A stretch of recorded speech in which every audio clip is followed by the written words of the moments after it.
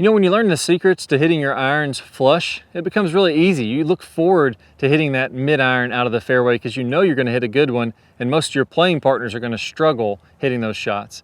Now, I've put together 3 of my all-time best videos that are going to share with you some of those real secrets to hitting crisp irons. Let's go ahead and get started. All right, so I'm going to go ahead and make a really smooth transition, get a great weight shift, so I'm not going to be rushed at all, but I'm going to get some pretty good speed. So I got a 6-iron here. Let's go ahead and see what I can do. There we go, hit that one really nice, straight as a string. And you'll notice I was very smooth there, but I was able to get almost 100 miles an hour clubhead speed with this 6-iron, 99 miles an hour. Tour average is about 93, 94. I got 192 yards of carry on that, so it probably rolled out to over 200. And hit that really, really solid. So how can we get that much speed but look so smooth while we're doing that in the transition? Most players just have their weight shift totally wrong. And if you make the mistake of having the improper weight shift, or more specifically, a very late weight shift, it's going to look really jerky. On this swing, I'm going to make the incorrect weight shift. I'm going to feel like I get way too late of a weight shift on the backswing and the downswing, and you're going to see it just looks all out of whack. So here's the mistake that I see a lot of players make. They don't get to the right early enough, and then they don't get to the left early enough. So they wait until the downswing to start their shift to left, and it looks something like this. So now my body is kind of out of sync with everything else, and even though that one went fairly straight, I just so happened to get the face squared up. It was thin, it was off the heel, it actually felt like more effort, and my swing speed went down probably 10, 15 miles an hour. Let's check it out here. Yeah, it went down 16, 17 miles an hour. The distance went way down, and it looked worse while I was doing it. It looked even more jerky while I was doing that. So let's go over the wrong weight shift and the right weight shift and how to do this. The number one thing that I see is players get to the right way too late and to the left way too late. What I mean by this is a lot of times players will set up with their weight on their lead foot, and they'll wait until they're about back here before it ever starts going to the right foot or starts shifting to the right. Well, with the advantage of all these high-tech force plates and all these measurements that we can take now, we know the best players in the world are getting that weight shift very early. So they're going to have the most transition to the right, or the most weight moving to the right, almost before the club even starts to move. For me, I kind of lift my left heel, or lift my left toe, excuse me, and get my weight bumping to the right before I even move the club. So I want to feel like that weight is moving to the right before the club even goes, and it's going to feel like it's pretty daggone far on my right side when I'm right here. So I get that weight shift very early, almost like in the first foot of the backswing, and that gets everything moving over there. If you tend to struggle getting to the right early enough, all I recommend doing is starting out with a little bit more weight on your right foot. So here, I probably got about 55, 60% on my right foot, and 35, 40, 55, whatever it is on my left foot. So I'm a little bit slightly toward my right foot is all I'm trying to say there. The number doesn't have to be exact. If you're 55, 45, or 60, 40, it doesn't make any difference. It's just saying you really need to get it to the right very early. Don't get caught up in the exact percentage there. So if you want to feel like you start with a little bit more pressure on the inside of the right foot, I like to feel it on my toe right here, just on the inside of the toe, the kind of the ball of the foot. That's where I want to start out at. Now from here, you're going to see that's going to smooth out my transition because I'm already ahead of my weight shift. It's already going to the right. Just a nice little draw there. Again, didn't feel like I had to rush it. Swing speed was high, weight shift was really good. Now, the next thing, once you get your weight to the right early enough, you got to get it back to the left early enough. And here's the real kicker. There's 2 little moves that I like to do for this. What we found with the best players in the world is that when their hands get about right here, they're already starting to shift their weight to the left. Here's the way I want you to feel like that. When your hands get about right here in the backswing, I want you to feel like you bump out your left knee and get your weight going to your left foot. And at the same time, you have the hands just kind of float back here. I don't want to yank down on the hands really quickly. I want, as I shift to the left, I want my hands to kind of float in the backswing, and I want my shaft to shallow out as that's happening. So that's going to look something like this. My hands are about chest high in the backswing. I kick out my left leg and bump to the left. And at the same time, my hands stay roughly in the same position, but this shaft kind of shallows out as I'm doing that. So I get that little bump, little bit of open to the left, weight's moving to the left, and at the same time when I'm doing that, I'm shallowing out that shaft. When I do that in a real swing, it's going to look something a little bit more like this. Right? So I'm letting that bump and shallow at the same time. I wait until I've got that little bump and shallow, and then I swing down. The mistake that I see almost everybody make, they get to the right, then they start swinging down as they shift to the left. That's no good. You got to get to the left and shallow, then you make your downswing. So I almost feel like my hands are floating in the backswing, so they're not pulling down, they're floating in this direction as I get my weight shift. That's the move that I want you to feel. So let's go ahead and do that one again, and notice how smooth. So all in this area, it's going to look like my hands aren't even moving at all, but I'm still going to get a ton of club head speed. I'm actually going to crank this one up and get a little extra. Let's see if I can get over 100 miles an hour club head speed, all while looking smooth while I'm doing that. Now, there's no way I'd be able to do that if my transition was rushed at all. Let's give it a whirl. There we go. Hit that one about as hard as I can. Nice little draw there, 102 miles an hour club head speed. That's good for me. 200 yards of carry, all with a 6-iron. You really got to get that weight shift down to be able to get those kind of numbers and make it look smooth at the same time.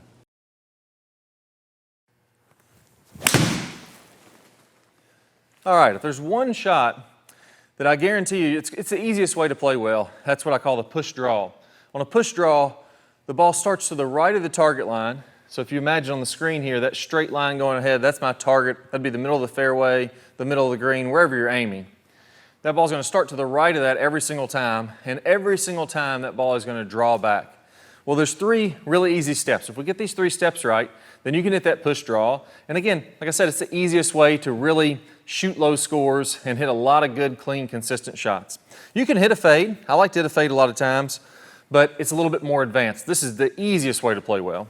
So let's go ahead and hit a few shots here, and let's talk about the steps. Step number 1, and the piece that everybody gets wrong, is they don't get the face releasing through contact enough. You see, when I set up to this ball, if I just pull my hands forward, naturally what happens is the club face opens up. So as I drag my hands toward the target, look how the face is now going out to the right. Now, when I try to draw the ball, a lot of times people are trying to overcome that. The face is open, open, open, and they're trying to save it at the last second. What we need to do is we need to make it absolutely second nature to where this club is releasing all the way through contact. So if I grab a little club face pointer here, stick it on my club, show them where the face is pointing, I want that to be closing down or releasing the entire time through contact. I never want to have that face opening up like this or kind of holding the face off. I got to turn it down. So that's what we're going to start with, and that's the biggest piece to making this happen. Now, there's 2 steps to making the face close. Number 1, we got to exaggerate the heck out of it by using some specific wrist movements. And then number 2, we make sure that we basically get the release the right way that we want to have it. So let's go on number 1 here. I want to go ahead, release the absolute heck out of this thing. So what I'm going to feel like now is I'm going to release this club to where when I come through contact and my club is parallel with the ground in the follow through, I want that face pointing straight down to the ground.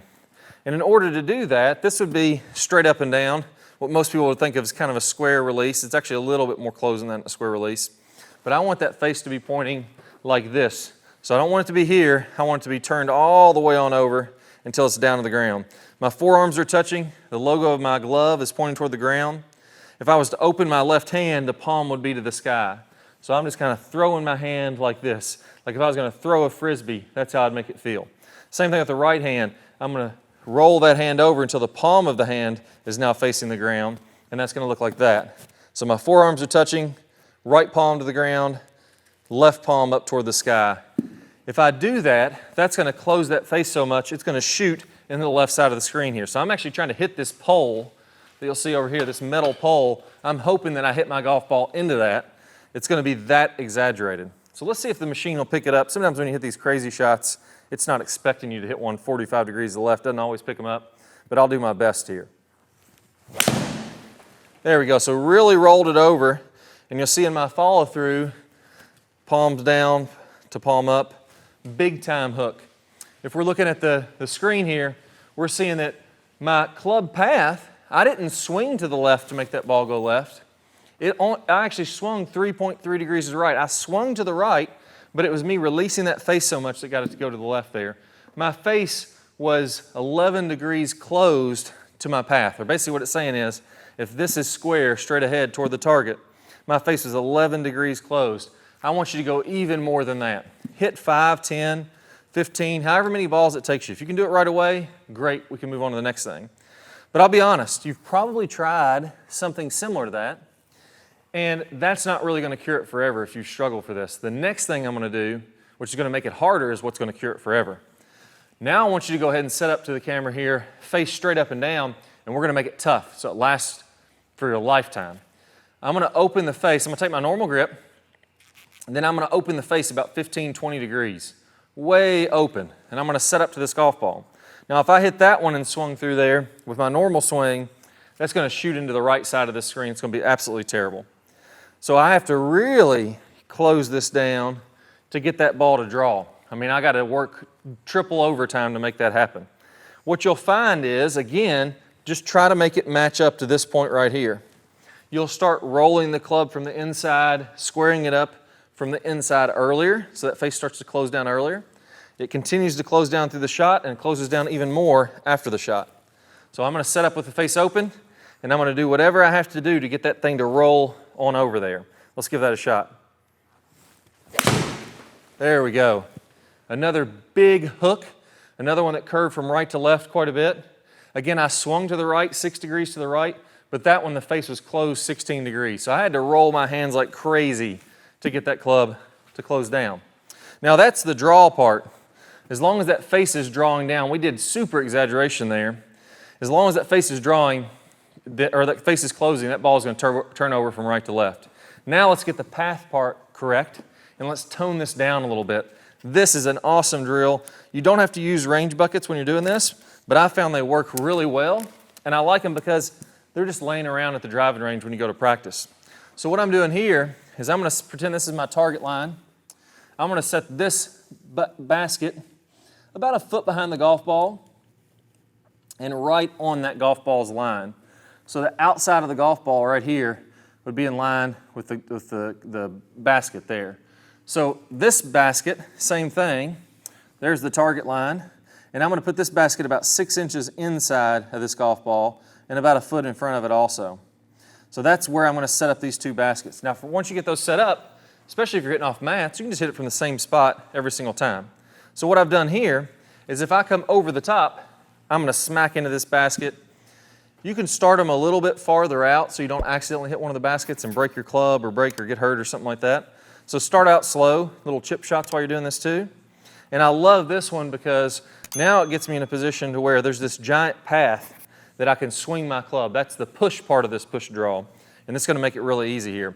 Now, I'm going to go ahead and I'm going to get my shoulders a little bit closed, and I'm going to get my upper body a little tilted back. So again, what I'm doing is I'm aligning my body in a way to where I can swing down this path that it sees that's making happen. Now, again, this is going to be a little exaggerated. I'm ideally going to probably swing 6 or 8 degrees inside out to overdo it, but I really want to get that ball starting right every single time, and I want to get that ball turning over from right to left. So now here, I'm not going to roll my arms quite as much. I'll tone it down a little bit to where the face is still releasing. It's not toe up. It's turning on over, but it's not all the way down to the ground. And I'm going to have that feeling as I swing inside out with this. So let's go ahead and try one out. This should be getting into that nice little push draw here. There we go. Even though I didn't hit that one the best, started to the right of the target line, drew back on the target line. Very, very repeatable. So even if you don't hit a great shot, it's going to be just a repeatable pattern. Now there's two last little pieces that I think are really important that I like about this drill a lot. A lot of times what players will do is hang back. So they'll get it from the inside, but they'll be grounding out somewhere here. And what ends up happening, they're trying to come from the inside, but then they'll release the club and it'll kind of smack into this inside basket here. What I want you to feel like you're doing is getting a little weight shift to the left as you're doing that. So my upper body, this is a real key. All the great pros are keeping the body angled back as they shift to the left. So as you start to get a little bit of a weight shift to your left foot, As you start the downswing there, I'm starting to get it from the inside in the slot here. I'm getting my shift. I don't want to get my upper body on top of it. I want to imagine my nose pointing at the back of the golf ball, the inside of the golf ball, as I shift to the left. That makes it really easy to get this path inside out. There we go, another one. That's going to start to the right. It's going to draw back every single time. Finally here, I love, one of the things that I see players do all the time is fold up their arms early. So they start to do this type of motion, and when you fold them up, again, it wants to hit this basket a little bit easier. Here, I really feel like I'm going to shift to the left, and then I'm going to extend my arms long. Imagine Ben Hogan, Tiger Woods, Jason Day, Adam Scott. Really long extension, like you're going to get that ball to smush on the face and just carry all the way through there. That's going to be a great feeling to have, and these two little baskets can be great for that too. There we go, lots of extension on that one. So I'm hitting 3, 4, 5 shots in a row. Every one of them starts to the right, every one of them draws back. And then from there, if we really want to get fantastic with this, we can just tone it down a little bit. Start a little closer to the target line, don't swing quite as far to the right. Maybe you can get these buckets a little bit more squared up to where you give yourself a bit more room. You swing a little bit more straight.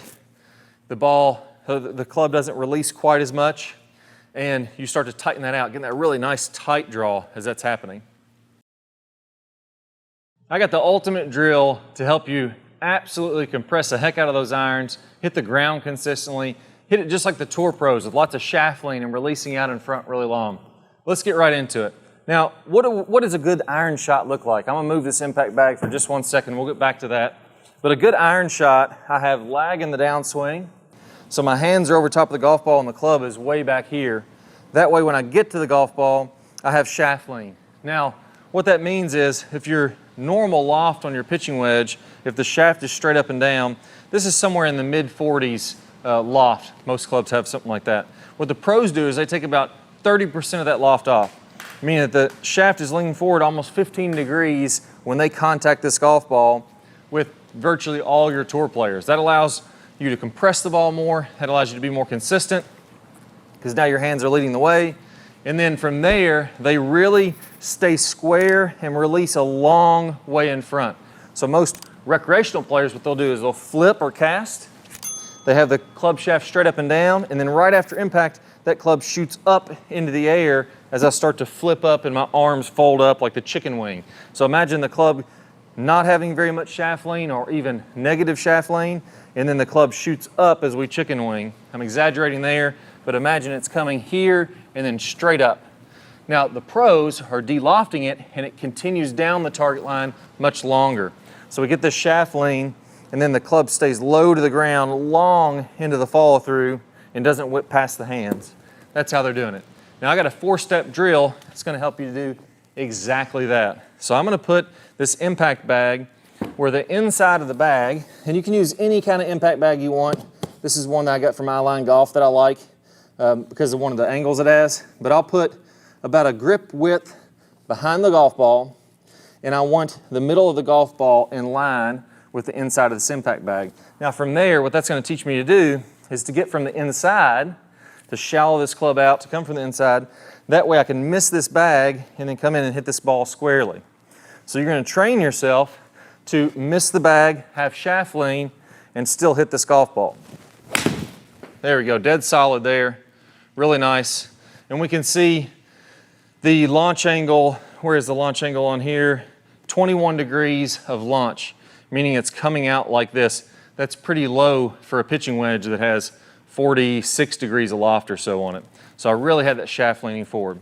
Now once you've done that, you do a few of those come from the inside. Now we're going to take this same bag, we're going to put it behind us to where if I kept my arms straight and I just rotated, I would hit most of the way up the bag. I'm going to scoot it back just a little bit more.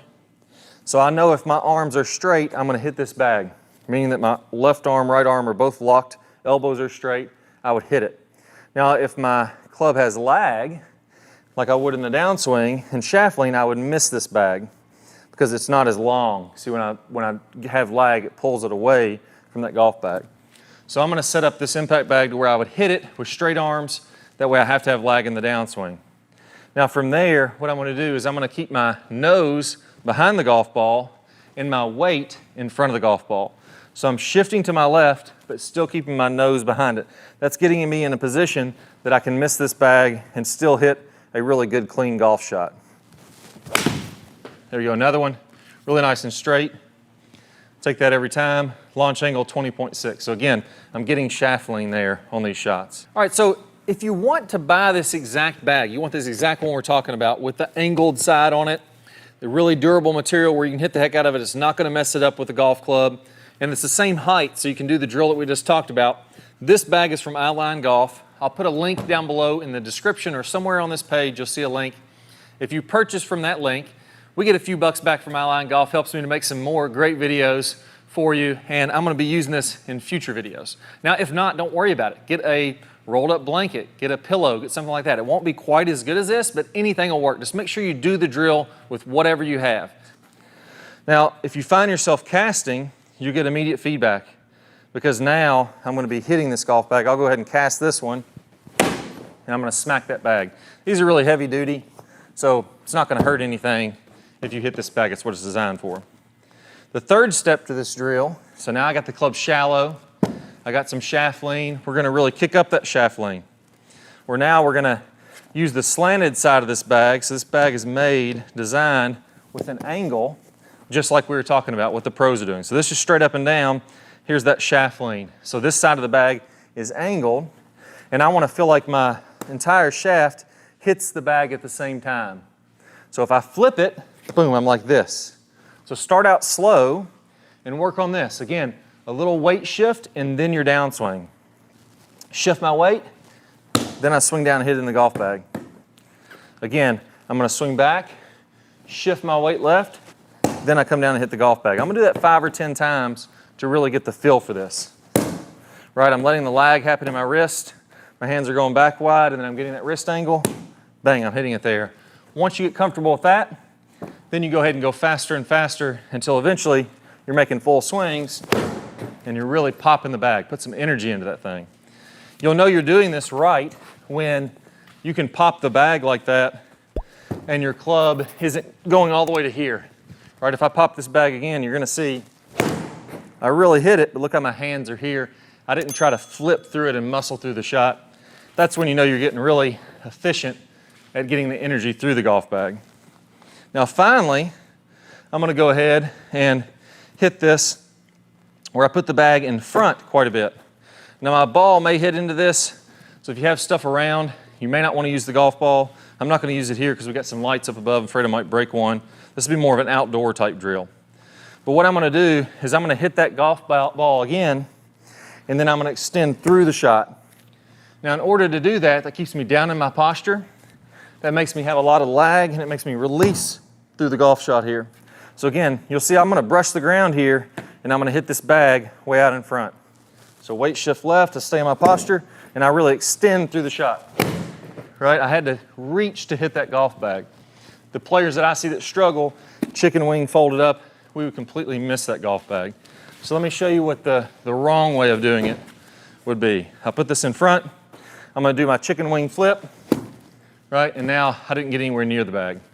For me, I like to keep on scooting it a little farther and farther in front until I can barely reach it, and then hit a shot into that. Be careful on that one because you don't want to tweak your wrists, your hands, your arms. For most players, that's going to be no golf ball when you're hitting it, and just kind of going half speed. You don't really want to hit the bag out in front too hard when you're doing that because it could twist your club slightly and feel a little bit weird. Now, there is one issue with this. Most players, when they hit that golf bag, they get the shaft leaning forward, but they've never been taught the right way to square the face. So you'll see here, if I was to pause, there's shaft lean here. My left wrist is flat, but look at that club face, wide open. I'd be hitting this thing a mile to the right, almost off the screen to the right. Now, there's a way that the pros square the club face, which is very different than recreational players. And once we learn this move and how to use the wrist properly to compress the golf ball, to get shaft lean and not hit it to the right, it's a game changer. Now I'm going to teach this to you in what I call the tennis racket drill. Super easy. I'm going to play a preview of the video here in a second. All you need to do is click one of the cards that pops up on your screen. If you don't see that, don't worry. just go down to the link below in the description. I'm going to walk you through the tennis racket drill step by step, and if you pair that with these drills we did here today on impact, man, you're going to be hitting it really, really solid with all your irons. So let's go and get started right now.